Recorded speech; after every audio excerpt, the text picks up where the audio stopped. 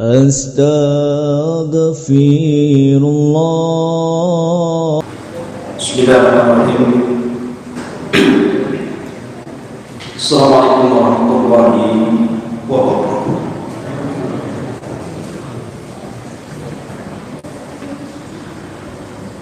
Alhamdulillah wassalatu wassalamu ala Rasulillah wa ala alihi wa sahbihi wa mawalah wa la hawla wa la quwwata illa billahi wa ba'd. Allah azza wa jalla ya ayyuhalladzina amanu taqullaha haqqa tuqatih wa la tamutunna illa wa antum muslimun. Fa inna asdaqal hadithi kitabullah wa khairal huda huda Muhammadin sallallahu alaihi wasallam wa syarrul umuri muhdatsatuha wa kullu muhdatsatin bid'ah wa kullu bid'atin dhalalah wa kullu dhalalatin fin nar.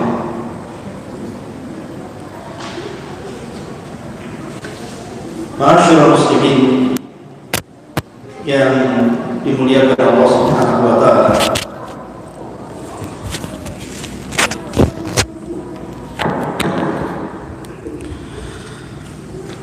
Alhamdulillah, pada malam hari ini kembali Allah Subhanahu wa taala memberikan nikmatnya kepada kita sehingga kita bisa kembali untuk duduk bertalabul ilmi di Masjid Nidaul Ilmi ini, dan kita masih meneruskan kajian kita, masih membahas tentang tanda-tanda dari tanda-tanda kiamat besar. Dan kemarin kita menjelaskan tentang lanjutan dari kisah Ya'juj wa Ma'juj dan erat kaitannya dengan raja penguasa dunia Dzulqarnain yang dicantumkan kisahnya dalam suratul Kahfi. Ma'asyiral muslimin yang dimuliakan Allah Subhanahu wa taala, kemarin saya sudah menjelaskan perjalanan yang dilakukan oleh raja besar dunia Dzulqarnain sampai akhirnya setelah berjalan ke arah timur dan barat, kemudian perjalanan yang ketiga ke arah utara atau mungkin selatan. Quran tidak menjelaskannya, tapi yang jelas bahwa Quran hanya menyebutkan Dzulqarnain itu berjalan ke tiga arah, ke arah barat, ke arah timur, dan ke arah yang di situ ada dua bukit yang kelak dijadikan benteng penghalang, Ya'juj wa Ma'juj, dan kabilah yang meminta dibuatkan benteng. Kemarin kisahnya sampai di situ. Ma'asyiral muslimin yang dimuliakan Allah Subhanahu wa taala, siapa Ya'juj dan Ma'juj itu? Kita tahu bahawa Ya'juj dan Ma'juj fitnahnya tentu berbeda dengan fitnah Dajjal. Kalau Dajjal itu betul-betul diciptakan oleh Allah Subhanahu wa taala untuk memfitnah agama manusia, tetapi Ya'juj dan Ma'juj tidak ada kaitan dengan itu. Ya'juj dan Ma'juj itu murni hanya makhluk perusak, tidak ada kaitan dengan masalah fitnah agama. Ada yang mengatakan bahawa Ya'juj dan Ma'juj itu adalah al-ikhwatu lil ab, saudara kita dari jalur ayah, maksudnya Adam alaihi salatu wassalam.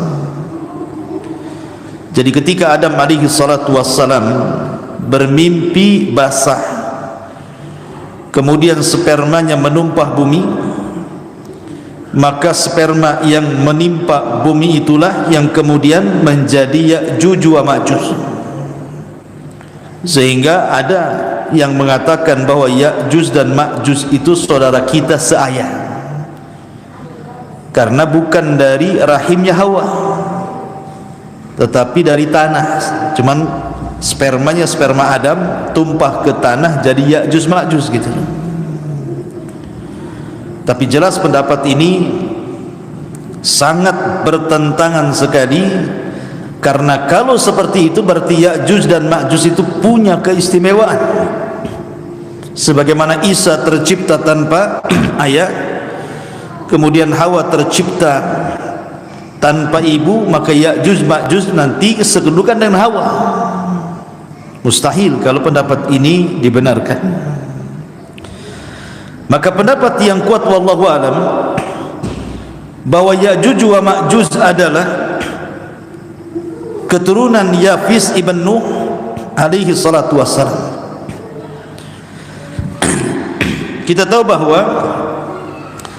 Nuh alaihi salatu wassalam itu kan memiliki 4 putra. Yang satu kafir namanya Kan'an, yang kemudian mengikuti agama ibundanya, dan istrinya Nuh kafir. Tetapi yang 3 mukmin mengikuti agama Nuh.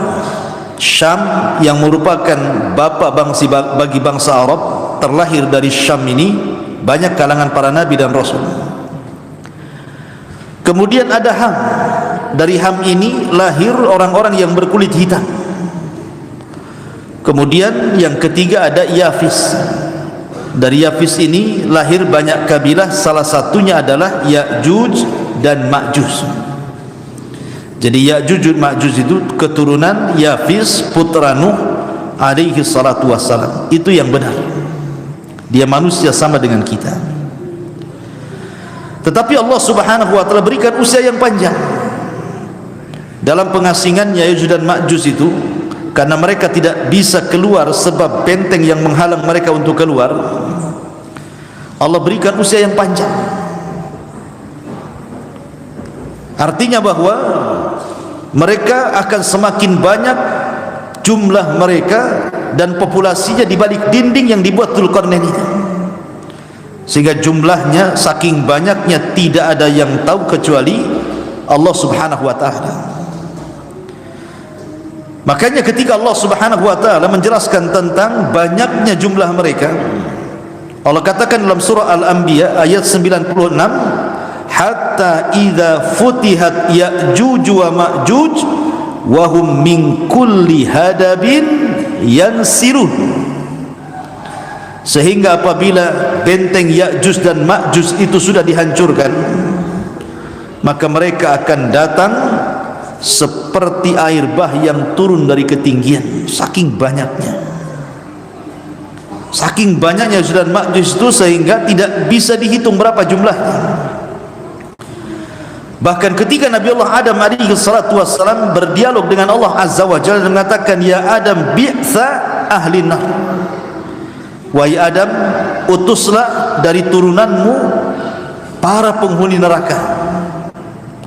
Adam alaihi salatu wassalam kaget karena di antara turunannya ada yang akan menjadi penghuni neraka. Kemudian Adam bertanya kepada Allah azza wa jalla, apa maksudnya? Maka Adam alaihi salatu wassalam kaget ketika Allah mengatakan, keluarkan dari 1000 keturunanmu 999 masukkan mereka ke dalam neraka dan 1 masukkan ke dalam surga. Jadi di setiap 1000 orang 999 masukkan ke neraka, 1 masukkan ke surga.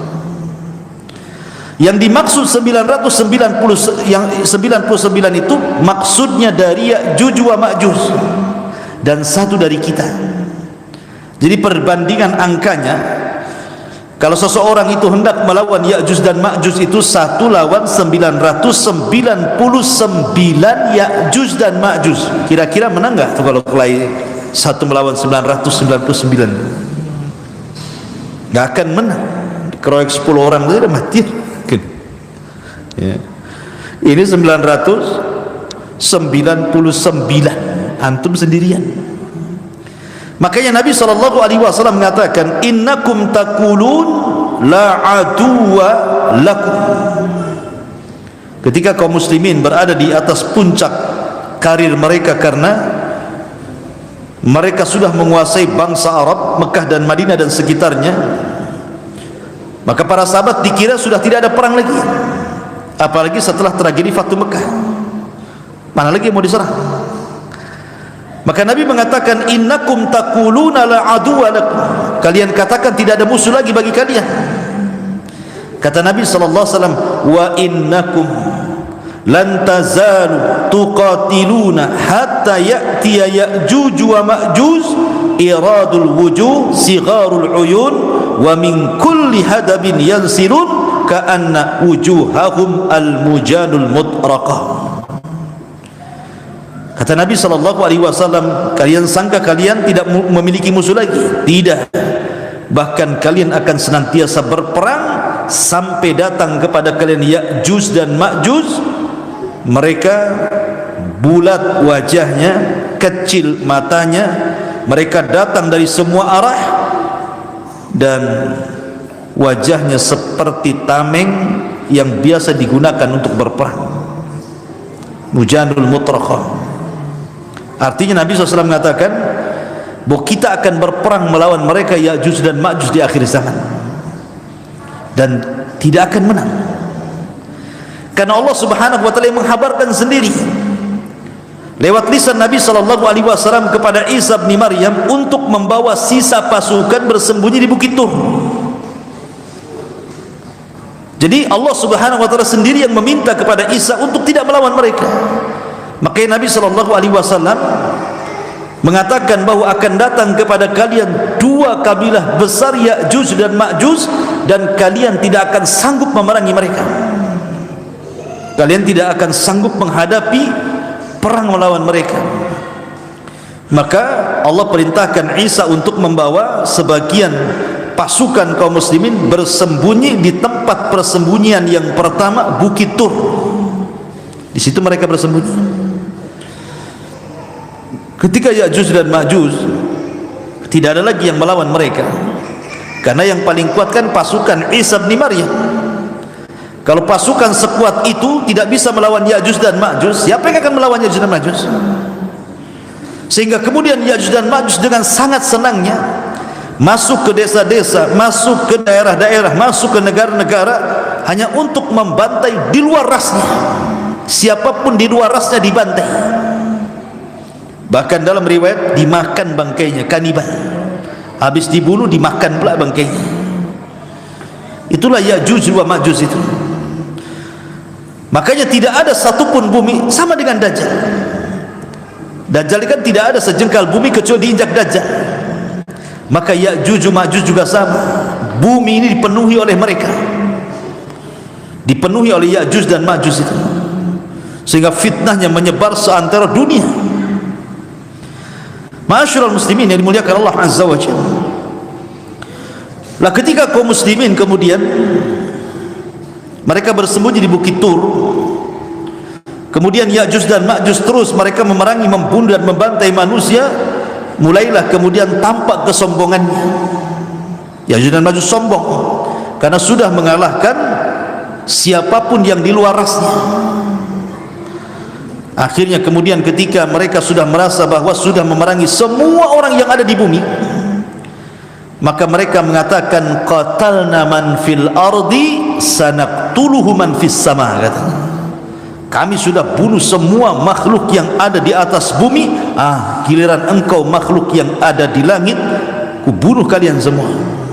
Sombong dia bisa kononnya membunuh makhluk yang ada di langit, maksudnya para malaikat. Akhirnya kemudian mereka pun mulai mengarahkan tombak-tombak mereka, panah-panah mereka, kemudian diarahkan ke langit. Subhanallah, Allah Subhanahu wa taala menyedot panah-panah itu sampai tembus ke awan-awan, sampai tidak nampak lagi panahnya itu, saking jauhnya, saking tingginya. Kemudian Allah Subhanahu wa taala kembalikan panah itu ke bumi dan Allah sudah lumuri di ujung-ujungnya dengan darah, seolah-olah Ya'juj dan Ma'juj berhasil membunuh makhluk yang ada di atas langit. Padahal itu adalah makarnya Allah. Wa yamkuruna wa yamkurullah wallahu khairul makirin. Maka makin sombong lagi. Makhluk bumi sudah kami bantai, makhluk langit sudah kami bantai, kira-kira makhluk mana lagi? Akhirnya kemudian Nabi Isa bin Maryam pun kemudian berdoa kepada Allah Subhanahu wa taala. Kemudian setelah berdoa kepada Allah Subhanahu wa taala agar Allah memberikan pertolongan kepada mereka. Coba anak-anak ada yang tertibkan. Jadi akhirnya kemudian Allah Subhanahu wa taala mengabulkan doa Isa bin Maryam. Doanya Isa bin Maryam agar Allah Subhanahu wa taala menghancurkan sehancur-hancurnya Ya'juj wa Ma'juj itu.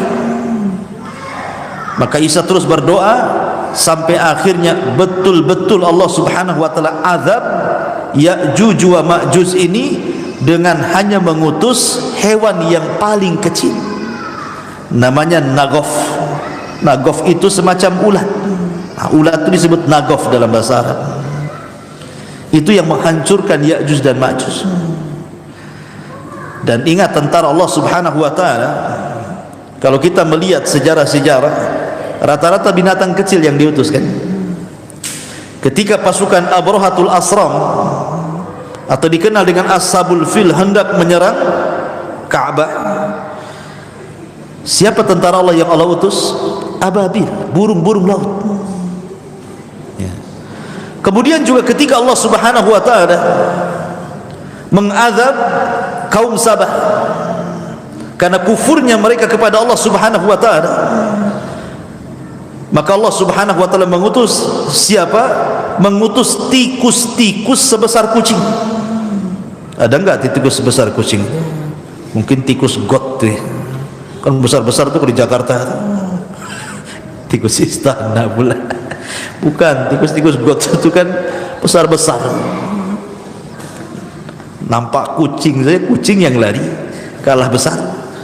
Ya. Jadi ada tikus-tikus sebesar kucing itu yang diutus oleh Allah Azza wa Jalla untuk menggerogoti Sad Ma'rib, bendungan yang ada di Ma'rib. Oh, kalau sekarang bendungannya udah canggih lah, pakai tembok. Tikusnya pun giginya rompang lah kalau zaman dulu kan pakai kayu. Jadi digerogoti habis. Jadi memang betul-betul diutus oleh Allah Azza wa Jalla tikus-tikus besar sehingga menggerogoti bendungan. Ketika kemudian tikus-tikus berhasil menggerogoti kayu-kayunya, jebollah bendungan itu, kemudian menghancurkan negeri Sabah. Kalau Allah mau mengutus tuh nggak usah ngutus buaya, apalagi buaya darat. Jadi bukan kecil, burung laut, kemudian tikus. Di sini ulat pula. Ya. Yang diutus oleh Allah Subhanahu wa taala ulat-ulat kecil.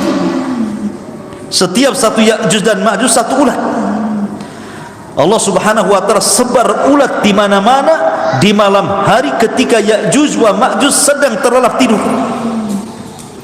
Tiba-tiba kemudian ulat itu bergerak, kemudian berjalan ke tengkuknya, kemudian menggigit tengkuknya dan berhasil masuk ke dalam tengkuknya dan menggerogoti otaknya. Subhanallah. Ini ulat apa ini? Tentu ulat di sini adalah tentara-tentara Allah Azza wa Jalla. Ketika pimpinannya Ya'juj dan Ma'juj mati karena kemasukan ulat di tengkuknya dan merusak otaknya, satu mati, semua mati. Subhanallah. Jadi kematiannya ada Ya'juj dan Ma'juj itu. Bukan sekarang ini yang satu mati, besok mati lagi, lusanya mati, minggu depan mati, enggak. Ini serentak matinya. Jadi kalau antum ini di Batam ini ada satu gardu listrik, satu kota Batam itu satu gardu gitu ya. Tiba-tiba kita matikan gardunya, maka satu kota Batam digelap. Jadi satu mati semua. Gitu kan aneh gitu ya. Nah, begitulah kuasa Allah Subhanahu wa taala. Ya'juj dan Ma'juj mati serentak sehingga tidak ada satu jengkal di bumi kata para ulama kecuali ada bangkainya. Saking banyaknya. Tidak ada satupun jengkal di bumi kecuali ada bangkai Ya'juj dan juga Ma'juj. Lah ketika kemudian Isa bin Maryam melihat berserakan jenazah-jenazah Ya'juj dan Ma'juj dan bangkai-bangkai Ya'juj Ma'juj itu, tentu semakin hari membusukkan begitu. Tetapi nikmat bagi para binatang buas. Jadi binatang-binatang semacam harimau, pemakan daging lah, elang dan yang lain, itu mereka merasa nikmat. Kenapa? Makanan banyak. Ya. Jadi jasad-jasad Ya'juj dan Ma'juj itu karena tidak ada yang dikubur, sehingga menguntungkan binatang-binatang buas, sampai mereka dimakmurkan dengan memakan jasad-jasad Ya'juj dan Ma'juj. Maka Isa pun berdoa kepada untuk dibersihkan jasad-jasad itu. Setelah berdoa, tiba-tiba Allah Subhanahu wa taala kirimkan burung-burung besar sebesar unta, kemudian setiap satu burung membawa satu jasad, kemudian dilempar entah berantah, ada yang mengatakan di lautan, wallahu alam, sampai akhirnya bumi tidak ada satupun jiwa dan bangkai Ya'juj dan Ma'juj, bersih-bersih. Tetapi tentu sisa-sisanya masih ada, mungkin darahnya, mungkin nanahnya gitu, kalau sudah membusuk gitu ya. Maka Allah Subhanahu wa taala kirimkan hujan yang sangat deras. Kemudian hujan itulah membawa berkah, membersihkan sisa-sisa Ya'juj wa Ma'juj, dibersihkan dengan hujan itu. Maka setelah terjadi hujan itu, Allah betul-betul suburkan tanahnya, Allah betul-betul murnikan tanahnya, kembali lagi buah-buahannya tumbuh besar-besar, ternaknya gemuk-gemuk, makanan di mana-mana. Setelah peristiwa Ya'juj dan Ma'juj, karena Isa bin Maryam masih hidup beberapa tahun kemudian, dan Nabi SAW bersabda, tuba liman asya ba'dal masih, beruntung orang-orang yang hidup di masa al-masih Isa bin Maryam. Sampai-sampai suburnya tanaman itu, kalau seandainya seorang itu memakan buah delima, maka 10 orang masuk ke cangkangnya. Antum pernah buah delima? Buah delima itu satu kepal gini saja. Tapi nanti di masa Isa bin Maryam, setelah kehancuran Ya'juj dan Ma'juj itu, delimanya besar. Jadi cangkangnya saja 10 orang bisa masuk ke dalamnya itu. Berarti kan besar isinya, itu satu kampung itu baru habis. Itu delima, gimana duriannya? Antum bisa masuk ke cangkangnya Bang Karim. Makan di cangkangnya itu, kenyang-kenyang durian itu. Bisa tidur sama durian tuh kalau segede gitu ya. Cangkangnya 10 orang bisa masuk. Artinya bahwa memang saat itu diberkahi, betul-betul diberkahi. Makanya Rasul mengatakan tuba liman asya ba'dal masih, beruntung orang-orang yang hidup di masa Isa bin Maryam. Mereka menyaksikan bagaimana suburnya alam semesta ini, seolah dikembalikan kepada awal penciptaannya. Buahnya besar-besar, binatangnya gemuk-gemuk gitu ya. Memang betul-betul Allah Subhanahu wa taala suburkan. Lah ketika Ya'juj dan Ma'juj ini selesai fitnahnya dan jasadnya sudah dibuang entah berantah oleh burung-burung unta dan bumi sudah dibersihkan, maka Isa bin Maryam betul-betul menegakkan keadilan. Maka memaksa orang-orang yang di luar daripada Islam hanya dengan 2 pilihan, masuk kau ke dalam Islam atau kubunuh. Tidak ada jizyah lagi. Nanti di akhirat itu tidak ada jizyah, maksudnya tidak ada upeti. Kalau di zaman Nabi SAW kan, di zaman sekarang kan bayar upeti. Kamu mau masuk Islam? Tidak, gak apa-apa, tapi tolong bayar upeti. Kalau tidak juga bayar upeti, baru kita perang. Tapi nanti di akhir zaman tidak ada namanya jizyah upeti itu. Yang ada masuk Islam atau mati. Kan enak. Masuk Islam atau mati. Makanya banyak ahlu kitab itu yang tidak punya pilihan. Kalau mereka tidak mau masuk Islam, dibunuh. Tapi kalau mereka masuk Islam, mereka selamat. Makanya sebagian besar ahli kitab nanti di akhir zaman, mereka akan mengikuti syariat Muhammad SAW atas jasa Isa bin Maryam, sebagaimana terisyarat dalam Al-Quranul Karim, wa im min ahlil kitab illa la yu'minanna bihi qabla mautihi. Dan nanti sebagian besar ahli kitab itu akan beriman kepada syariat Nabi SAW sebelum kematian Isa bin Maryam, sehingga mereka akan masuk Islam dari mana-mana ahli kitab itu. karena Isa mengikuti agama Nabi.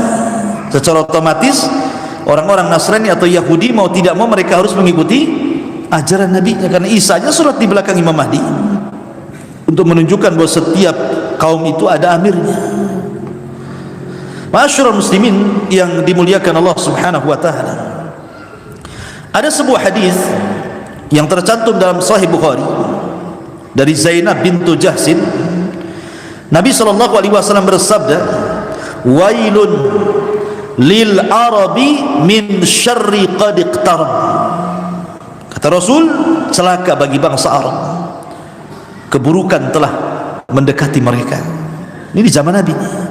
Rasul mengatakan celaka bagi bangsa Arab, keburukan yang besar sedang menerpanya. Kemudian Nabi mengatakan, fataha min radmi ya'juj wa ma'juj mithla hadhi wa halaqa bi isba'aihi al-ibham wallati taliha. Qalat Zainab faqaltu ya Rasulullah. Kemudian faqultu ya Rasul anuhlika wa fina salihun. Qala na'am idza kathura al-khabath. Jadi kata Zainab bintu Jahsin, dia mengatakan suatu ketika Nabi sallallahu alaihi wasallam pernah masuk sehingga mengejutkan para sahabat. Kemudian mengatakan la ilaha illallah, celaka bagi bangsa Arab, keburukan telah dekat menimpa mereka. Kemudian kata Nabi sallallahu alaihi wasallam, sungguh telah terbuka sedikit dari benteng Ya'juj wa Ma'juj. Kemudian Nabi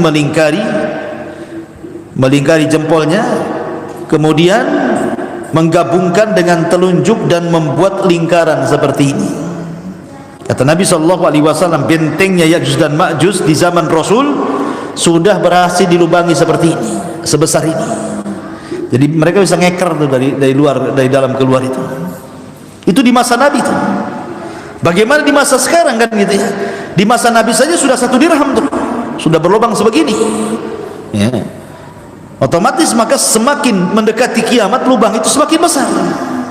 Biar mereka keluar dan membenarkan sabda Nabi sallallahu alaihi wasallam. Maka kata Zainab, la ilaha illallah, celaka bagi bangsa Arab, sungguh keburukan telah dekat. Di mana tembok Ya'juj dan Ma'juj telah menjadi lubang sebesar begini, kata Nabi sallallahu alaihi wasallam. Kemudian kata Zainab, ya Rasulullah, apakah kita akan dihancurkan sementara banyak di antara kita orang-orang soleh?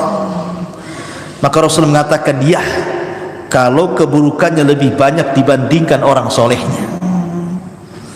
Kalau orang solehnya diam, tidak kemudian al-amru bil ma'ruf wan nahyu 'anil munkar, maka justru itu pula yang mengundang azab Allah Subhanahu wa taala. Karena azab itu kalau ditimpakan bukan hanya terkena orang dolim saja, tetapi orang baik pun terkena imbasnya. Ma'asyiral muslimin yang dimuliakan Allah Subhanahu wa taala, itulah cuplikan dari kisah Ya'juj dan juga Ma'juj. Dan ini sering saya ulang-ulang biar paham. Nah, setelah kemudian Isa bin Maryam, kan Isa bin Maryam ini ada yang mengatakan berkuasa 40 tahun, tapi ada yang mengatakan 7 sampai 8 tahun. Kemudian meninggal, dan sebelumnya Imam Mahdi meninggal. Maka ketika dua manusia ini meninggal, Imam Mahdi meninggal, kemudian disusul Isa bin Maryam meninggal, sementara tugas Isa itu sangat berat sekali. Akhirnya kemudian orang pun membawa diri masing-masing. Ada yang tetap mempertahankan keimanannya, ada yang sedikit demi sedikit kufur. Sedikit demi sedikit kufur dia. Lah yang kufur ini diingatkan oleh Allah Azza wa Jalla. Diingatkan dengan apa? Dengan adanya dukhan, dengan adanya asap yang pekat yang berasal dari langit, yang Allah Subhanahu wa taala katakan fartaqib yauma ta'tis sama bidukhanin mubin. Sebenarnya dukhan ini hanya peringatan kepada orang-orang yang tadinya beriman kemudian kufur. Tetapi tanda-tanda kekuasaan Allah Subhanahu wa taala terkadang tidak menjadikan orang-orang itu kembali beriman, malah justru makin kufur. Harusnya dukhan itu Dukhan yang ditampakkan di langit itu menjadikan orang-orang itu kembali kepada Allah Azza wa Jalla, sehingga sebagian mereka berdoa, Allahumma kshif anna, ya Allah singkapkan dari kami dukhan-dukhan itu. Akhirnya Allah Subhanahu wa taala mengangkat dukhan dan hilanglah dukhan. Tapi apa yang terjadi? Doa-doa mereka sia-sia saja. Karena setelah berdoa dan diangkatnya dukhan, bukannya bertobat, makin merajalela kemaksiatannya. A'angdzartahum am lam tunzirhum la yu'minun. Ketika dukhan sudah tidak ada, mereka pun rupanya tidak membuat sadar dengan itu. Padahal dalam riwayat itu, kalau orang yang mukmin, yang muslim, yang menghisap itu, maka paling tinggi pilek saja. Tapi kalau orang kafir, munafik yang menghisap dukhan itu, maka mereka akan mengalami kesakitan yang luar biasa, bahkan bisa mengalami kematian. Itulah dukhan bagi orang-orang kafir. Artinya kan nampak peringatan ini, tapi tidak mau beriman juga orang-orang itu. Lah karena dengan dukhan tidak mau beriman inilah, maka Allah Subhanahu wa taala ingatkan dengan tanda-tanda kiamat besar setelah dukhan. Apa itu? Allah Subhanahu wa taala terbitkan matahari dari arah barat. Terjadi silang pendapat antara kemunculan binatang yang bisa bicara yang keluar dari perut bumi dan antara terbitnya matahari dari arah barat. Ada yang mengatakan binatang itu keluar, baru kemudian terbit matahari dari arah barat. Ada yang mengatakan, kata para ulama akidah itu, matahari dulu terbit dari arah barat, 3 hari setelahnya atau 2 hari setelahnya baru kemudian muncul binatang yang melata yang keluar dari perut bumi itu. Wallahu alam, yang jelas jaraknya berdekatan, antara 2 sampai 3 hari saja. Begitu dalam hadis Nabi SAW dijelaskan jaraknya hanya 2 sampai 3 hari saja antara matahari terbit dari arah barat dan antara keluarnya binatang yang keluar dari perut bumi yang disebut dengan dabatun minal ard, binatang melata yang bisa bicara. Ma'asyiral muslimin yang dimuliakan Allah Subhanahu wa taala, dikisahkan dalam beberapa literatur akidah tentang peristiwa terbitnya matahari dari arah barat. Ikhwan, Allah Subhanahu wa taala banyak bersumpah dalam Al-Qur'an dengan matahari kan. Bahkan ada satu surat namanya matahari. Surat apa? Asy-Syams. Allah mengatakan wasyamsi wa duhaha wal qamari idza talaha wan nahari idza jallaha wal laili idza yaghshaha. Allah katakan wasyamsi wa duhaha. Matahari Allah jadikan sumpah, karena matahari ini sebenarnya banyak faedahnya ikhwan. Kalau orang-orang yang beriman dan memiliki akal ketika melihat matahari, maka matahari itu sebenarnya mengingatkan kita akan kiamat. Karena ketika terjadi hari kiamat ikhwan, bintang-bintang itu semua berjatuhan dan bertabrakan. Sebagaimana Allah Subhanahu wa taala katakan, wa idzal kawakibun tatharat, dan apabila bintang itu berhambur-hamburan, berjatuh-jatuhan, bertabrak-tabrakan. Bintang semua jatuh, tapi matahari dan bulan tidak.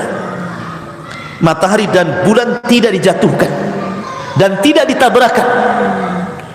Padahal Allah Subhanahu wa taala berfirman, la syamsu yang bagi an tudrikal qamar walal qamaru sabikum bin nahar. Tidak boleh matahari itu berjumpa dengan bulan, dan tidak mungkin juga bulan bertemu dengan matahari. Kan mustahil kan? Bulan dengan matahari kan mustahil ketemu, karena ketika matahari tenggelam, bulan muncul. Ketika bulan tenggelam, matahari pula muncul. Kapan ketemunya? Tapi nanti pada hari kiamat Allah Subhanahu wa taala berfirman, wa jumi'asy syamsu wal qamar. Wa jumi'asy syamsu wal qamar. Matahari dan bulan itu dijadikan satu. Untuk apa matahari dan bulan dijadikan satu? Untuk diletakkan di kepala-kepala manusia saat manusia dikumpulkan di padang mahsyar. Manusia akan dekat 1 mil di atas kepala. Sampai perawi hadis ketika menceritakan tentang matahari di atas kepala itu, ketika memaknai makna 1 mil, apakah mil itu jarak yang ma'ruf sekian kilo 1 mil, ataukah yang dimaksud mil itu artinya alat untuk bercelak? Kan ada gagang celak itu disebut mil dalam bahasa Arab. Kalau seandainya mil itu adalah gagang celak, berarti nggak sampai 1 jengkal matahari di atas kepala itu, karena kan gagang celak kecil segini saja. Emang seberapa gagang celak? Ya. Tapi kalau yang dimaksud mil itu adalah jarak dari sekian kilo 1 mil, mungkin agak jauh dari kepala, tapi itu pun terlampau dekat dengan kepala kita. Di dunia saja ikhwan, Allah itu sudah meletakkan matahari sesuai porosnya, sebab bergeser saja matahari dari tempatnya dekat dengan bumi, terbakar bumi. Ataupun seandainya matahari ini menjauh dari porosnya, beku bumi ini. Tapi Allah letakkan pas di tengah-tengah dengan memberikan hawa yang tidak membuat terbakar dan tidak membuat beku. Itulah luar biasa. Allah Subhanahu wa taala meletakkan matahari itu di porosnya. Tapi nanti pada hari kiamat, matahari ini akan datang kepada Allah Subhanahu wa taala untuk meminta izin diterbitkan dari arah barat. Hadis Abu Hurairah radhiyallahu an, ketika Nabi SAW bersabda, atadruna aina syamsu, kalian tahu kemana matahari pergi? Kata Rasul. Kata sahabat, Allah wa Rasulullah alam. Rasul, Allah dan Rasulnya yang tahu. Kata Nabi, sesungguhnya matahari itu ketika terbenam, maka dia akan naik menuju Allah Subhanahu wa ta'ala, kemudian sujud di bawah arasy-Nya. Hampir-hampir Allah tidak mengizinkan dia untuk terbit dari arah timur dan disuruh terbit dari arah barat. Dari sini menunjukkan bahwa matahari itu tidak mengelilingi bumi. Maksudnya begitu. Matahari tidak mengelilingi bumi. Matahari itu menghadap Allah setiap hari, sujud di hadapan Allah di bawah arasy-Nya. Hampir-hampir Allah tidak mengizinkan untuk terbit dari arah timur dan disuruh terbit dari arah barat, sampai pada waktunya ketika Allah Subhanahu wa taala izinkan matahari terbit dari arah barat, maka di situ tidak ada manfaat lagi keimanan seseorang. Jadi sesungguhnya kalau orang melihat matahari ikhwan, banyak faedah yang kita bisa petik. Salah satunya tadi mengingatkan akan kiamat. Kemudian juga matahari juga mengingatkan kepada kita tentang lemahnya kita di hadapan Allah Subhanahu wa taala. Jangankan di hadapan Allah, di hadapan makhluknya saja kita lemah. Coba matahari itu ketika terang-terangnya di atas sana kan, antum jangan pakai kacamata hitam, antum pandang matahari selama-lamanya. Kira-kira apa yang terjadi dengan mata antum itu? Bisa mengalami kebutaan ikhwan, ya kan? Menunjukkan kita lemah di hadapan matahari. Kita nggak kuat loh. Gimana kemudian melihat yang menciptakannya? Makhluknya saja baru matahari kita sudah lemah. Bagaimana dengan zat yang menciptakan matahari? Lebih lemah lagi kita. Karena Allah Subhanahu wa taala itu punya tabir, dan tabir antara dia dengan kita itu cahaya. Kalau seandainya tabir tersingkap, kata Rasul, la akhraqat ma bainas sama'i wal ardi. Satu langit satu bumi akan terbakar semuanya. Itu kalau Allah, itu baru hijabnya. Baru hijabnya itu, baru penutupnya, sudah membakar antara langit dan bumi. Dari sini ma'asyiral muslimin yang dimuliakan Allah Azza wa Jalla, bahwa salah satu faedah matahari itu adalah menunjukkan kelemahan kita di hadapan Allah Subhanahu wa taala. Kemudian juga matahari ini kalau kita perhatikan, satu di antara tanda-tanda kiamat. Karena di akhir zaman kata Nabi SAW itu akan terjadi banyak gerhana dan banyak gempa. Gerhana dan gempa. Karena bahasa hadis itu maskhun wa khasfun wa qadfun, kan itu. Akan terjadi maskhun, kemudian khasfun wa qadfun. Kalimat khasfun kalau diarahkan ke langit maka menjadi gerhana, khusuf. Makanya ada solat khusuf. Ada juga yang menggunakan kaf, solat kusuf. Tapi kalau diarahkan ke bumi artinya gempa. Berarti di antara tanda-tanda kiamat itu sering bermunculan gerhana matahari atau bulan, atau sering terjadi gempa. Dan di zaman Rasul yang namanya gerhana itu lambat, ikhwan. 10 tahun sekali baru ada gerhana matahari.